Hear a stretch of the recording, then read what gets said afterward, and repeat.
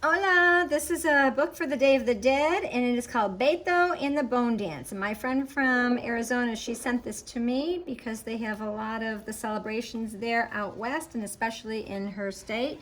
And she found this at a market and said, you can use this with your classes. So that was a nice gift.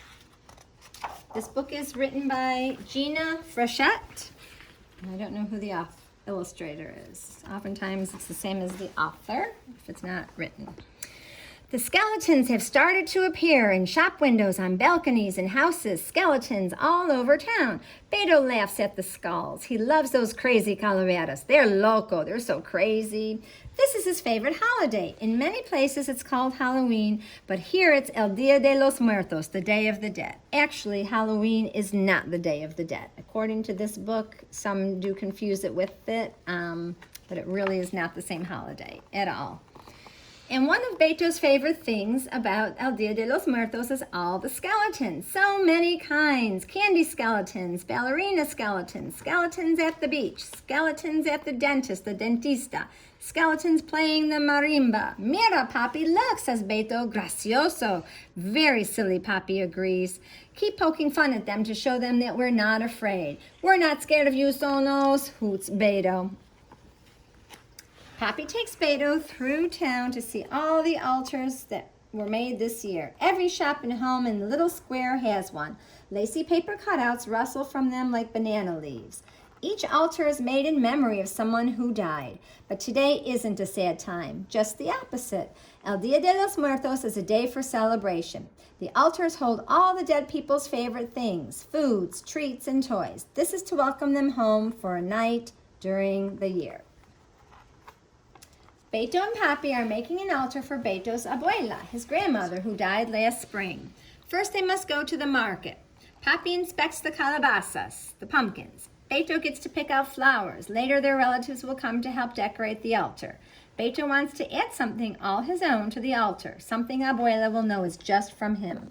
The market bursts with fruit and flowers. Clouds of incense float by, and skulls stare with tinfoil eyes. Beto looks up at the beeswax candles hanging overhead and says, I know, I will bring those shiny striped velas, the candles.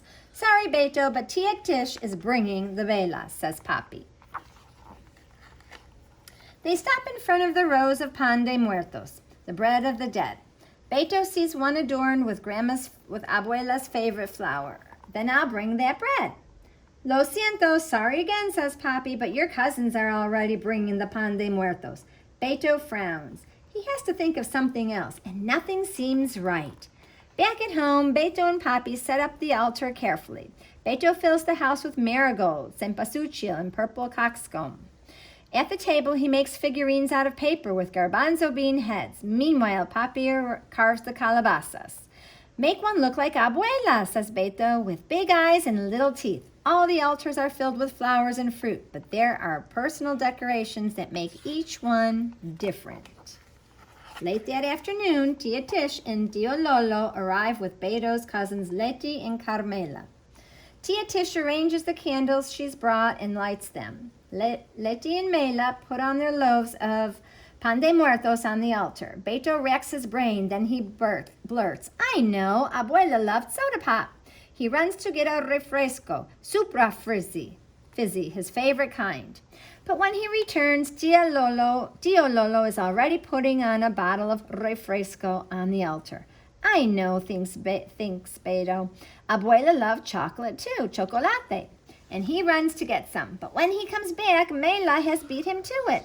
Then Leti spreads out a whole bag full of nuts and grapes, candy calaveras and oranges, and a pot of tamarindo, chile, a scarf, a pin, and the cat's sequined collar.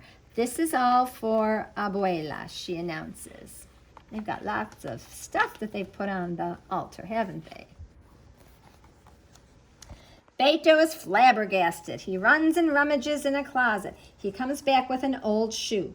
Tia Tish clucks. You don't put a shoe on the altar, Beto. What does that mean to your abuela? Very disrespectful, and everyone looks at him. Papi tells him, help me put out the toy mariachis. Your abuela loved music. But Beto wants to add something all his own. He goes outside and kicks the dirt in order to think. He sulks at the setting sun. There he is. Pobrecito, Beto. Nothing to put on the altar. Soon it's night. Beto and his family gather up flowers and candles to make a little altar at the Panteón, the cemetery. Tonight, Beto's allowed to stay up all night long. In the centro, fireworks spit. The streets are filled with people, some of them disguised as diablos, devils, and superheroes. Beto and his family join a procession of spooks and musicians who troop from house to house, singing loud for bread and chocolate. Soon Beto has a foamy chocolate mustache. So they kind of are having a festival there in the middle of the village to celebrate. At last they come to the Panteón, the cemetery. Beto holds his breath as he enters the big gates. The Panteón is lit up with the flames of 1,000 velas and filled with fountains of flowers.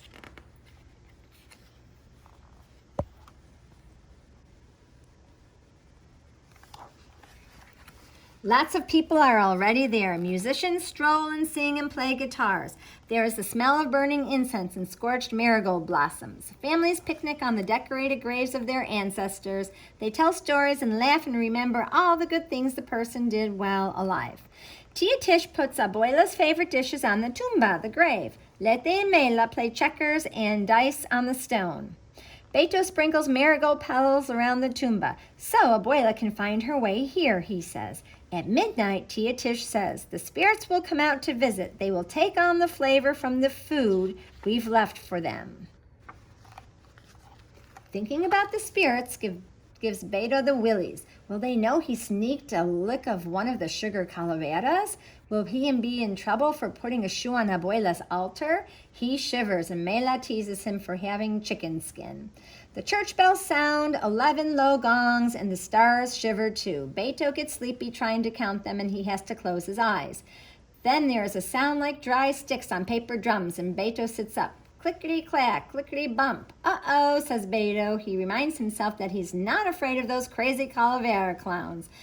But he is, just a little, until all in a chorus the skeletons jump out. They're doing a bone dance, shouts Beto, and so they are. The skeletons dance and clack their jaws and sing, tonight we get to leave our beds and crack our knuckles, knock our heads. We dance the salsa and the cha-cha, do the tango and the conga. Beto laughs. A friendly skeleton pulls him into the dance. In no time, Beto's singing, uno, dos, cha-cha-cha. Bump your hip bones, bump your shins, fling your ribs like bowling pins. They do the calavera cakewalk, the skeleton stomp, and the bony maroni. Snap your fingers, click your thumbs, bang your kneecaps like two drums. They dance the hula, the monster, the mambo, and the tibia twist.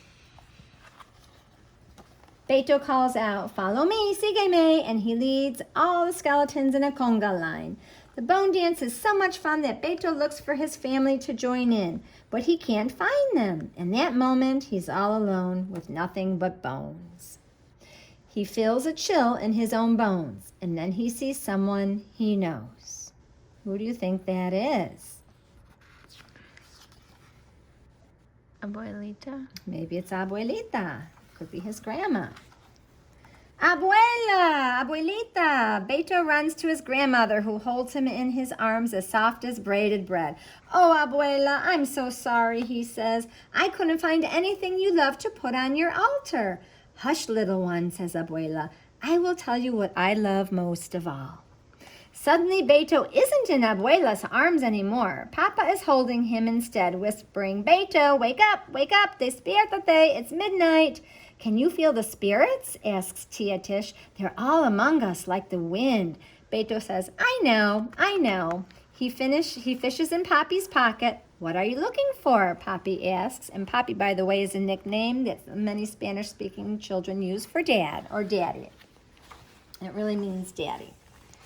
Beto finds Papi's wallet and takes out a small snapshot, a little picture.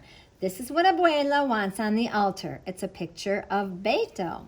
It's true, says Papi. She loved you most of all. Beto places his photo among the marigolds on the tumba. The family tell wonderful stories about Abuela all night long. Thanks for listening to our story. We hope you enjoyed it. Adios.